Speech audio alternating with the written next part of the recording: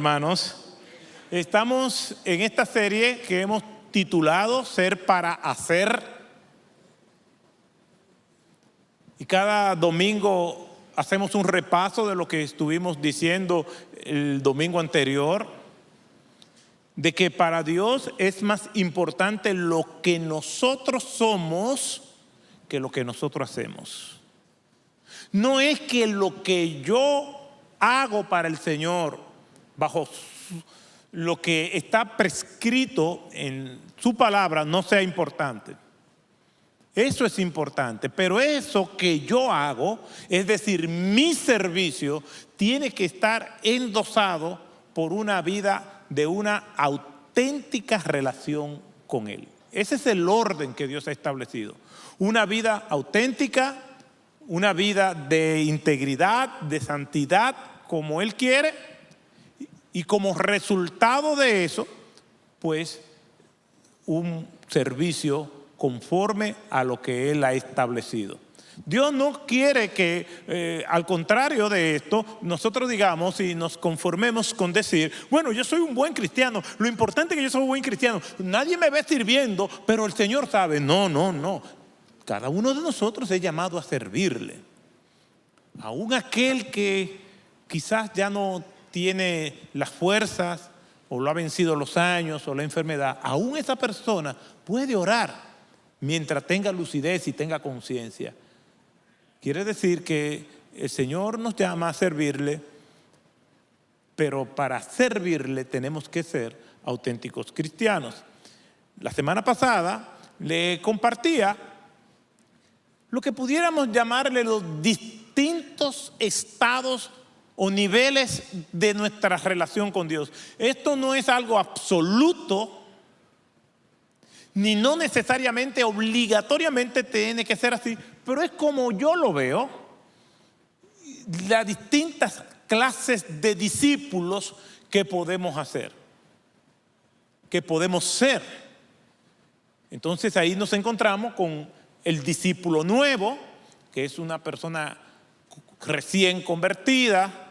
Desde ese momento, esa persona ya es un discípulo de Cristo. Pero no nos quedamos ahí. Después de ser un nuevo discípulo, entonces comenzamos a crecer y comenzamos a entrenarnos, lo que nos lleva a ser discípulos en entrenamiento. Después de discípulos en entrenamiento, discípulos que se multiplican. Después de discípulos que se multiplican, entonces todo lo que hacemos nos lleva a ser discípulos que en lo que piensan y en lo que hacen, lo hacen para la gloria del Señor. Entonces, cuando vemos esto, usted tiene que pensar, bueno, ¿qué discípulo soy yo? Yo soy nuevo en la fe, bendito sea el nombre del Señor. Qué bueno, gloria a Dios por eso. Pero este es simplemente el primer paso. Un discípulo nuevo probablemente es una persona que no conoce a profundidad la palabra de Dios, no tiene una relación estrecha porque no conoce a Dios, está recién nacido espiritualmente y ahí va a comenzar un proceso de crecimiento que nunca terminará. Y es aquello de que el discípulo puede superar al maestro, nunca va a acontecer porque nosotros siempre seremos discípulos del Señor. Y ese discípulo nuevo, como bien nosotros veíamos la semana pasada, es un momento decisivo en nuestras vidas. Si una persona quiere saber si es creyente o no, y esto yo creo que lo repito cada domingo, esa vida cristiana comienza con un momento decisivo en la vida donde nosotros reconocemos que somos pecadores, donde nosotros reconocemos que estamos separados de Dios. Y aunque nosotros no tengamos un entendimiento profundo y ancho de lo que es el consejo de Dios, pero por lo menos lo más básico que debemos entender es que nacimos pecadores y que tenemos que arrepentirnos de nuestros pecados y venir al conocimiento de nuestro Señor y vivir para Él. Eso comienza con ese momento decisivo. Y esto entonces produce un cambio radical en nuestras vidas y un crecimiento espiritual permanente. Todo eso lo hemos visto en todos estos días que estamos hablando, de que tenemos que ser verdaderos creyentes para que entonces pueda haber un crecimiento. Porque ¿qué vamos a pensar de una persona que no se ha convertido, pero que cree que es creyente? Y por eso hablábamos la semana pasada de ese texto de Mateo capítulo 7, versículo 21 al 23, donde un grupo de individuos se le acerca al Señor en el día final y le dicen: Señor, pero en tu nombre echamos fuera demonios, en tu nombre predicamos y en tu nombre hicimos muchas señales y prodigios. Dice la Escritura que el Señor respondió que son las palabras más terribles que alguien puede escuchar. Mire que hay muchas malas noticias en el mundo, pero la más terrible de las noticias que un ser humano puede escuchar es que, creyendo que sea creyente, el Señor le diga: nunca os conocí. Porque ya no habrá esperanza alguna. Note que el texto dice en este versículo 23 de Mateo capítulo 7: nunca os conocí. No le está diciendo que ustedes eran y ahora no son, que se desviaron al final, que cayeron y que no se volvieron a levantar. No, lo que el Señor le está diciendo: ustedes nunca nacieron de nuevo, nunca ese momento decisivo en su vida llegó. Pero estas personas se pasaron una vida entera haciendo, creyendo que eran. Se pasaron la vida entera brindando un servicio cuando ellos no eran. Por eso es que es más importante para Dios lo que nosotros somos que lo que nosotros hacemos. Nunca os conocí, dice el Señor.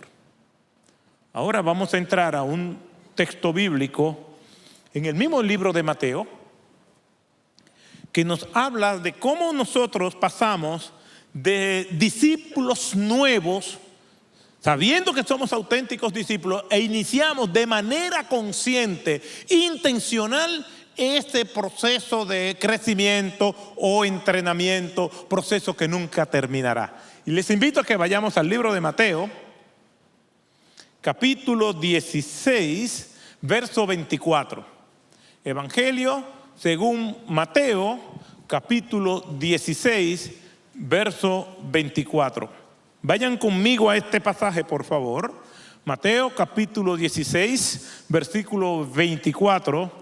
Y dice de la siguiente manera: entonces Jesús dijo a sus discípulos: si alguno quiere venir en pos de mí, niéguese a sí mismo, tome su cruz y sígame. Vamos a leerlo todos juntos, ¿qué le parece? Mateo 16, 24. Yo creo que la mayoría no sabemos este texto bíblico. Si alguno quiere venir en pos de mí,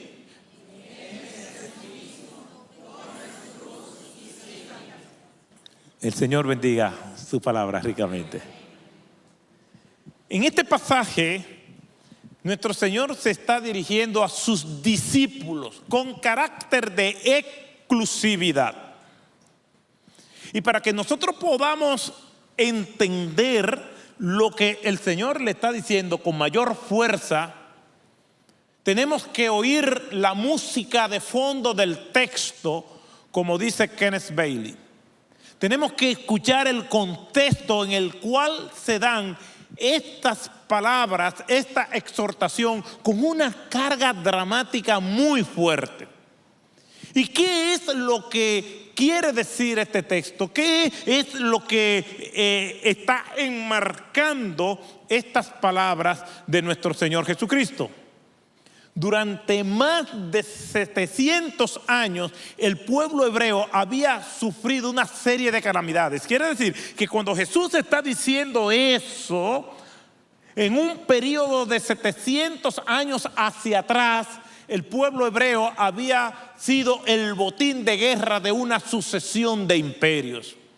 Primero, el reino era un reino unido en los días del primer rey de Israel, que fue Saúl. Después vino David, después vino Salomón y después vino el hijo de Salomón, Roboam. En los días de Roboam vino una guerra civil y las 12 tribus de Israel se dividieron en dos bandos. El reino del norte, que siguió llamándose Israel con capital Samaria, y el reino del sur con capital Judá, Jerusalén, que se llamaba Reino del Sur. Quiere decir que es el reino del norte y el reino del sur. El reino del norte con capital Samaria y siguió llamándose Israel, y el reino del sur, reinado de Judá, con capital Jerusalén. Ambos reinados tuvieron aproximadamente 20 reyes cada uno. El reinado del norte tuvo 20 reyes y dice la Escritura que todos hicieron lo malo delante de Jehová. Los asirios invadieron ese reinado del norte y mezclaron a los moradores de ese reinado del norte, de ese reinado de Israel, con personas que trajeron de otros lugares. Y dice la Escritura que adoraban a Dios y adoraban a los dioses de esas otras naciones, y de ahí surgen los samaritanos. Y se perdieron, se conocen como las 10 tribus perdidas de Israel. El reinado del sur se mantuvo más o menos puro porque tuvieron 20 reyes, pero 10 hicieron lo bueno delante de Jehová, más o menos, pero eventualmente fueron invadidos por los babilónicos. Pero el imperio babilónico cayó, y después del imperio babilónico vino el imperio medo-persa, y después del imperio medo-persa vino el imperio griego, y después del imperio griego, después de aproximadamente menos de 100 años de soberanía en los días de los macabeos, volvió a caer cuando el general Pompeyo invadió ese reinado del sur, ese reinado de Judá, y lo hicieron vasallos y lo obtuvieron otra vez como botín de guerra, siendo la provincia romana de Judea. Quiere decir que el pueblo tenía sueños de libertad. Y cada cierto tiempo se levantaba un hervidero y un viento mesiánico y se le venían individuos diciendo a ellos mismos que eran el Mesías. Cada cierto tiempo aparecía un nuevo revolucionario diciendo: yo soy el Mesías prometido. Y hacían arengas y movían al pueblo a que lo siguieran, provocando obviamente las hostilidades por parte del imperio romano. Jehová está a punto de intervenir en la historia. Los enemigos de Israel serían destruidos por esos nuevos Mesías. Llegaría la era mesiánica de paz y libertad.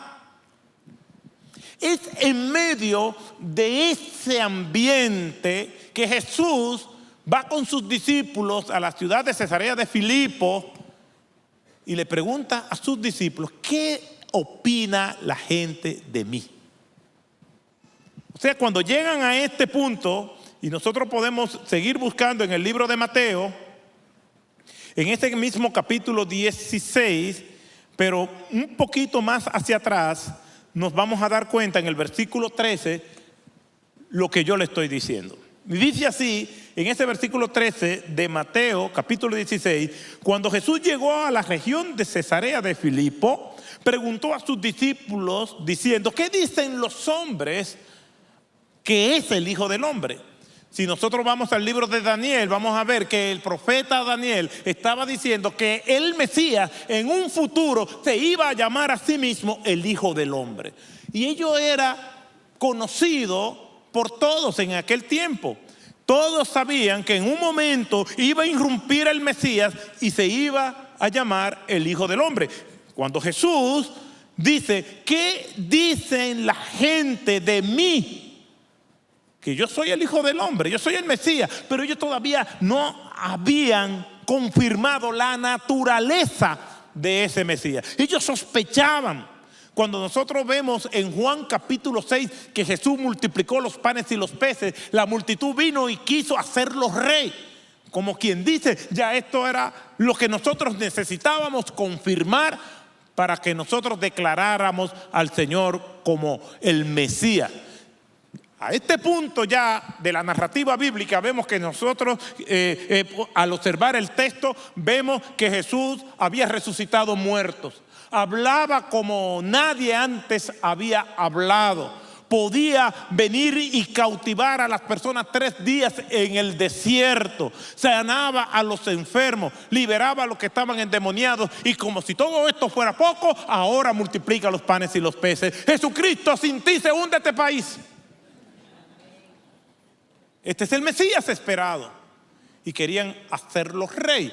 Esta pregunta es oportuna. Este pasaje del 13 al 20 tiene como idea exegética, como idea central, la identidad de Cristo. Cuidado si nos desviamos a lo que ellos están diciendo. Todo apunta, todo orbita en relación a la persona de Cristo. Cristo es el gran protagonista de los evangelios.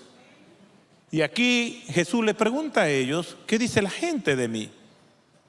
Y después es mucho más directo y le dice, pero ustedes, ¿qué opinan de mí? Quiere decir que cuando nosotros vamos a este texto, nosotros podemos hacer un bosquejo natural que se encuentra en el texto. Vayan conmigo. Versículo 13, lo que la gente opinaba. Versículo 14, lo que ellos de manera particular opinaban acerca de quién es la identidad o quién es Cristo. Versículo 15, el Señor confirma su identidad.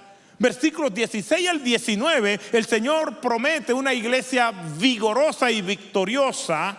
Versículo 20 le dice a ellos, manejen esta información con discreción, no se lo digan a nadie. Versículo 21, el Señor comienza a anunciar su muerte. Y el versículo 22 y el versículo 23, el Señor reprende a Pedro. Ese es el bosquejo de estos versículos del 13 al 24 de Mateo capítulo 16.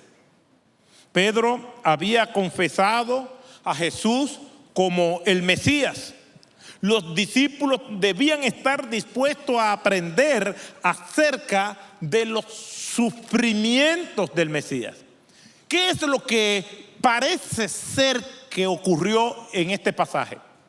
Y vamos a recrear la situación. Ellos están en esa región de Filipos, están el Señor y los discípulos nada más. Y Jesús le pregunta, ¿qué es lo que la gente opina de mí? Bueno, Señor, unos dicen que tú eres Elías, otros dicen que tú eres Juan el Bautista, otros dicen que tú eres Jeremías y otros dicen que tú eres un profeta que ha llegado.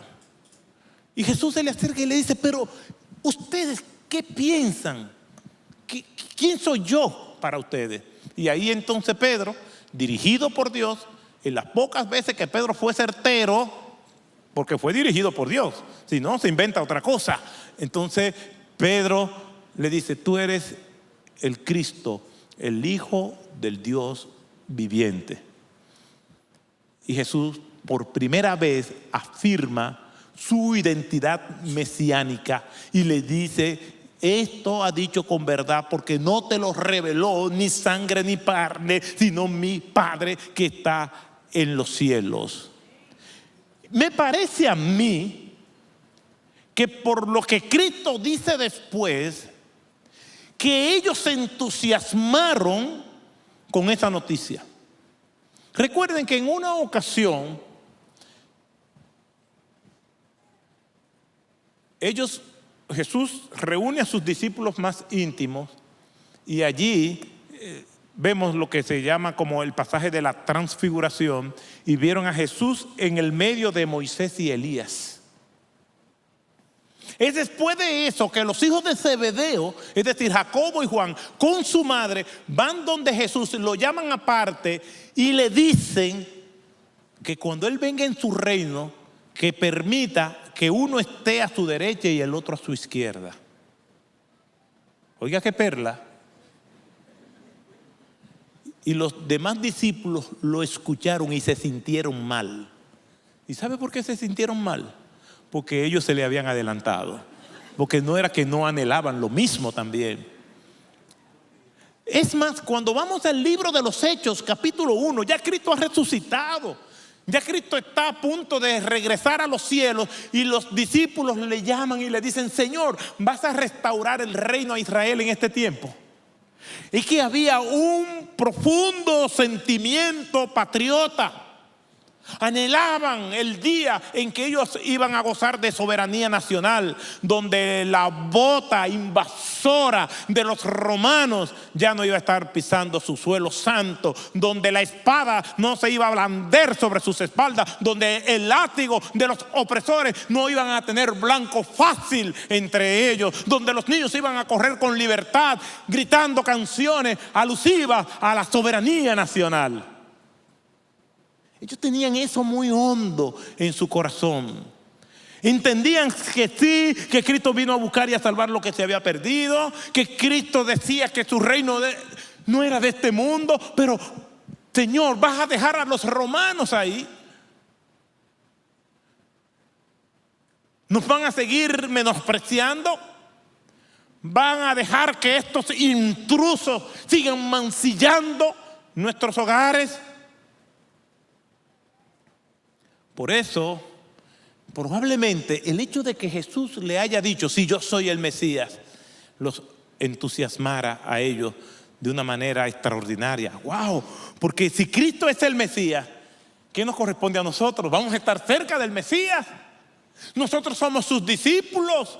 Si el Señor restaura el reino a Israel en este tiempo, nosotros vamos a gozar de los privilegios de estar cerca del Mesías. Vamos a manejar el poder. ¿O no sería por eso que en Hechos capítulo 1 versículo 8, sin que ellos estuvieran hablando de poder, Jesús les dice: pero recibiréis poder cuando haya venido sobre vosotros el Espíritu Santo? Pero es poder no para gobernar a las naciones, no para gobernar el pueblo. Es poder para que sean testigos de mí en Jerusalén, en toda Judea, en Samaria y hasta lo último de la tierra. Es poder para que ustedes rindan sus corazones hacia mí. Es poder para que proclamen el Evangelio. Es poder para que ustedes sean testigos fieles míos. Este es el poder. Jesús, entonces, quizás advirtiendo un entusiasmo en ellos, le dice: no le digan nada a nadie. Eso es lo que dice el versículo 20. Entonces ordenó a los discípulos que a nadie dijeran que él era el Cristo. No es fácil guardar el secreto de una noticia que entusiasme a uno, o de un chisme jugoso. No es fácil. Cuando uno tiene una buena noticia, lo que uno quiere es compartirla. A los que les gusta el fútbol, imagínense que usted recibe una llamada de Messi. O a los que les gusta el baloncesto, de Michael Jordan, y le diga: yo quiero reunirme contigo. Por ejemplo, si me llamaran a mí: Pastor Otto, yo quiero reunirme con usted. Oh, sí, qué bueno. Pero hay varias condiciones. No puede traer celular. No puede decirle a nadie que me va a visitar. Y lo que hablemos aquí usted no se lo puede decir a nadie. Es decir, que su visita y su reunión conmigo es como si nunca se dio. Digo: está bien, yo conozco una gente que le puede interesar, yo no voy a ir. Aquí yo me voy a reunir con Messi o con Michael Jordan si nadie lo va a saber. ¿Cómo yo vivo con eso?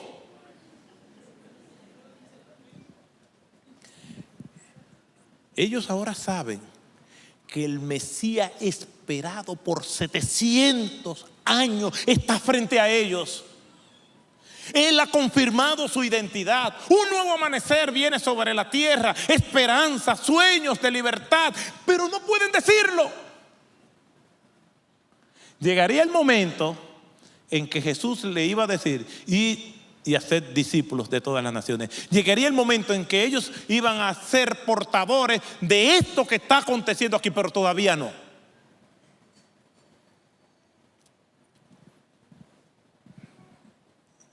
Y algo interesante introduce Mateo en el versículo 21.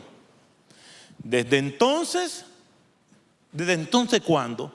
Desde que él confirmó que era el Mesías. Desde que Pedro dijo, tú eres el Cristo, el Hijo del Dios viviente. Desde que no hay dudas de que él es el Mesías esperado por tantos siglos. De que están al punto de presenciar el hombre que tocó la historia y que el mundo sería antes de él y después de él. Están al punto de ver la consumación que otros quisieron ver. Entonces, desde ese momento, Jesús por primera vez anuncia su muerte y su resurrección. Y los evangelios relatan por lo menos 3 ocasiones en las que Jesús lo hizo, siendo esta la primera. Desde entonces comenzó a declarar a sus discípulos que iba y que debía ir a Jerusalén y sufrir muchas cosas de parte de los ancianos, de los principales sacerdotes, de los escribas, y ser muerto y resucitar al tercer día. Jesús tenía que reenfocar las expectativas de estos hombres. Jesús está hablando de sufrimiento, de padecimiento, de dolor, de humillación. Está hablando de la muerte. Parece ser que no es ahora, parece ser que no es exclusividad de este tiempo que desde los púlpitos escuchemos, ven a Cristo y todos tus problemas se van a resolver. Parece ser que no es exclusivo de este tiempo escuchar, ven a Cristo y serás rico, ven a Cristo y no te vas a enfermar. Obviamente siembra para que pueda cosechar. Y los que promueven este tipo de mensajes dicen, ven, en este bolsillo, este es el que está bueno para sembrar. Parece ser como que no es exclusivo del ser humano de hoy en día. Un conocido, digamos, predicador, no necesariamente de la palabra de Dios, pero se pone en un púlpito y él dice abiertamente que él no menciona la palabra arrepentimiento, ni pecado, ni culpa, porque la gente hoy en día está muy cargada con ese tipo de términos. Que él no se ve como un acusador y dice, ¿y quién soy yo para juzgar? Y esa es una expresión que está muy de moda en boca de muchos religiosos de los distintos niveles eclesiásticos y confesiones. ¿Quién soy yo para juzgar? Debemos motivar a la gente. La gente va camino a la perdición y no se atreven a decirle, va por el mal camino.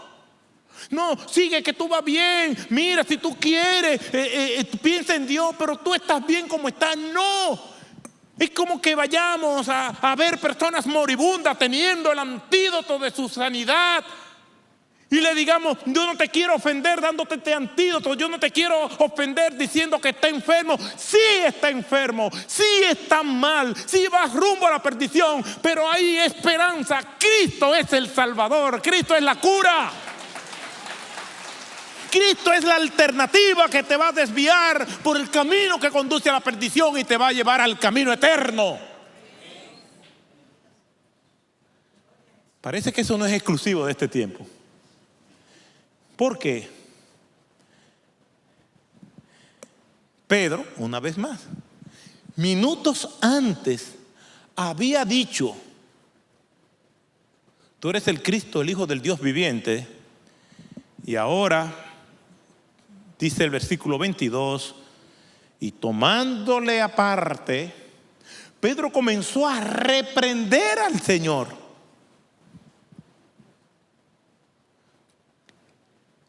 Comenzó a ejercer presión sobre Cristo para que cambiara de opinión.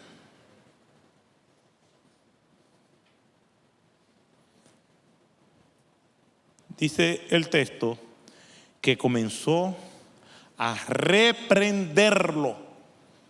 Un término sinónimo pudiera ser a corregirlo. Tu mensaje está incorrecto. ¿Cómo vas a hablar de sufrimiento? ¿Cómo vas a hablar de la cruz? ¿Cómo vas a hablar de que va a padecer por malos hombres? No, esto no es así. No le gustó la idea a Pedro de que Cristo fuera a la cruz.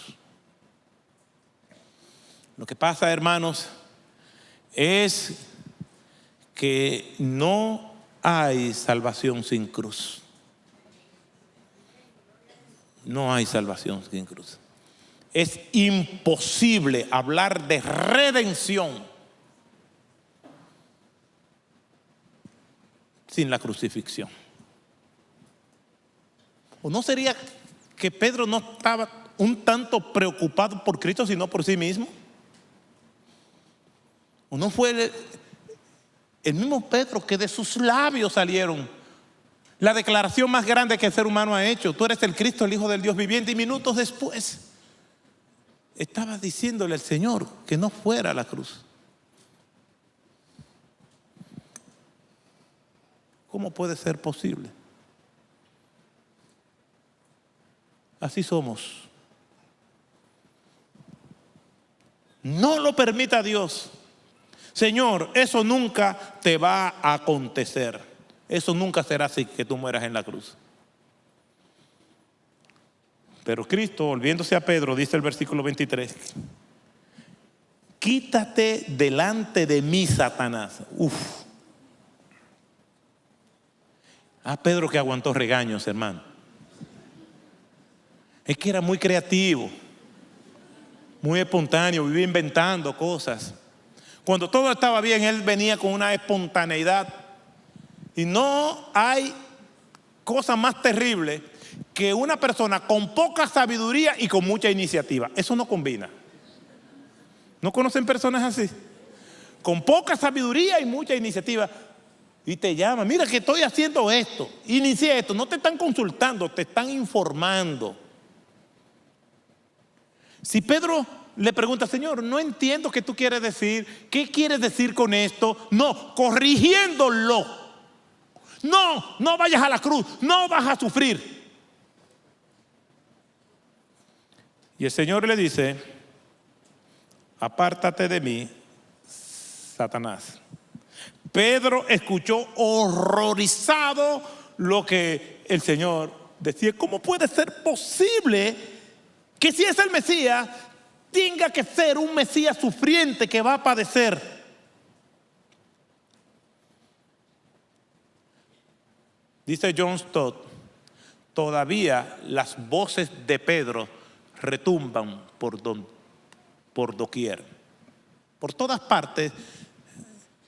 Todos aquellos que predican el evangelio sin la cruz, la redención sin sacrificio, es las voces de Pedro haciéndose eco y replicando.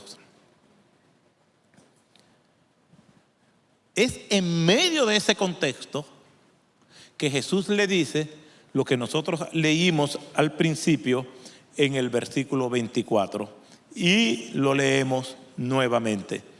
Entonces Jesús dijo a sus discípulos, si alguno quiere venir en pos de mí, niéguese a sí mismo, tome su cruz y sígame. Ahora entendemos mejor esas palabras de Cristo. Es el resultado de una serie de dinámicas que se dieron a partir de ese retiro espiritual que ellos tuvieron en Cesarea de Filipo, donde hablaron entre ellos, donde se confirma la naturaleza y la identidad de Cristo, donde Pedro da una declaración extraordinaria porque fue dirigido por el Señor, donde el Señor le dice, mantengan esta identidad mía todavía en secreto, con discreción, no la mencionen a nadie. Y Cristo entonces tiene que poner las emociones de ellos en su lugar, diciendo que era necesario que el Mesías viniera, sufriera, muriera y resucitara al tercer día. Es en medio de esa declaración de Cristo que Pedro le dice: no, tú no vas a ir al Calvario, tú no vas a morir, tú no vas a sufrir, y si tú no vas a sufrir, nosotros tampoco. Al final, probablemente, aquella exhortación tenía más que ver con Pedro que un deseo de Pedro hacia Jesús. Entonces Jesús, no solamente a Pedro, sino a todos los discípulos, le dice: entonces dijo a sus discípulos, si alguno de ustedes quiere seguirme, si alguno de ustedes quiere ser mi discípulo, tienen que pasar por el entrenamiento, por el discipulado que yo le voy a dar a ustedes. Si alguno de ustedes quiere crecer, si alguno de ustedes quiere agradarme y que yo sea el centro de su vida y que su vida sea fructífera, que su vida sea una vida de gozo, de paz, aunque haya dolor, aunque haya tormenta, aunque haya aflicción, hostilidades, persecuciones, aunque haya todo tipo de problemas, aunque la marea de la opinión pública se vuelque contra ustedes, si ustedes me tienen a mí como su maestro, todo saldrá bien. Yo tampoco quiero que vayamos a entender lo que yo llamo un evangelio fatalista. No, vamos a sufrir, vamos a luchar, o para qué luchar, o para qué trabajar, si las cosas irán de mal en peor. Yo no estoy diciendo eso.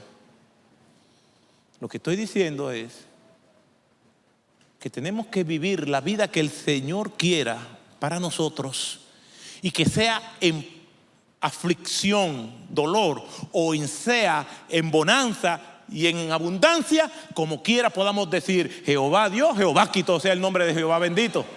Esa es una de las bendiciones de nosotros conocer el Evangelio de Jesucristo. No estoy diciendo y siendo indulgente, el Señor nos va a hacer ricos y no nos vamos a enfermar y no vamos a tener problemas, pero tampoco estoy diciendo: no, las cosas irán de mal en peor y no importa lo que yo haga y todo va a ir a mal. Yo no estoy diciendo eso. Lo que estoy diciendo es que cuando nosotros entramos en este proceso de crecimiento y de entrenamiento, siguiendo al Señor, entonces no importa lo que venga ni cómo venga, podemos decir como el profeta Habacuc: con todo yo me alegraré en Jehová y me gozaré en el Dios de mi salvación. Y esto es en lo que nosotros nos ocuparemos en los domingos que están por venir, con el favor del Señor. ¿Qué significa esta declaración del Señor? Si alguno quiere ser mi discípulo, niéguese a sí mismo, tome su cruz cada día y sígame. De eso nos vamos a encargar de explicar. Pero ya al término de esta exposición, tenemos que preguntarnos: ¿realmente soy un discípulo del Señor? Puedo recordar, aunque no tenga la fecha exacta, yo sí recuerdo cuando le entregué mi vida al Señor. Porque todo el que conoce a Cristo sabe y tiene la seguridad de que vino a Él. Un discípulo nuevo. Es ahí cuando comenzamos este caminar con el Señor para convertirnos en discípulos en entrenamiento. No rechazamos ese entrenamiento, no rechazamos el estar con el Señor, no rechazamos su palabra, no rechazamos enfrentarnos a todas las dinámicas que vienen en la vida.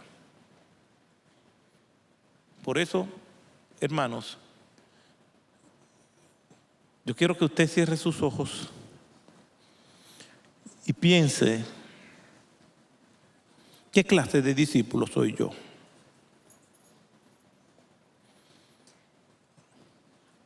O sea, yo no, tú.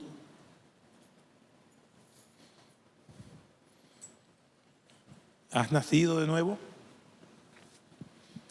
Ya viniste a Cristo, escuchaste su llamado, no te pudiste resistir a su gracia.